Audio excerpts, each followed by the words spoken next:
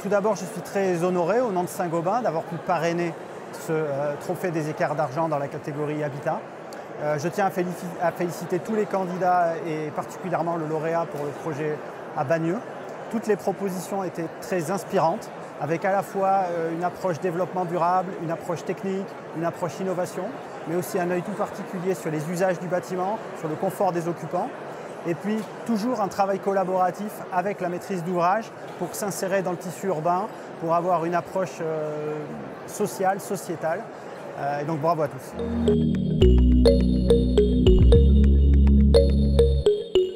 Alors chez Saint-Gobain, la rénovation représente 50% de notre activité dans le monde, mais 70% en France.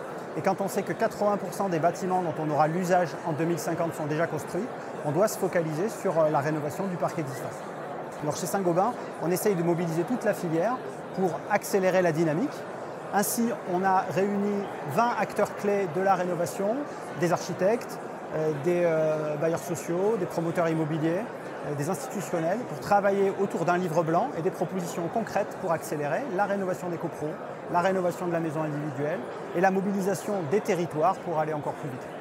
Ainsi, on croit beaucoup à un DPE plus scientifique pour bien qualifier les bâtiments avant et après, à des tests de performance avant travaux et après travaux pour rassurer les particuliers qui engagent ou les copropriétés qui engagent des travaux, pour sécuriser les maîtres d'ouvrage, pour engager les banques à prêter et pour développer ce marché de la rénovation.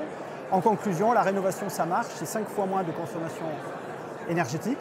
C'est un confort de vie incomparable quand on passe d'un logement catégorie E ou F à une catégorie A ou B. Et puis c'est une valeur du bien, la fameuse valeur verte qui est consolidée.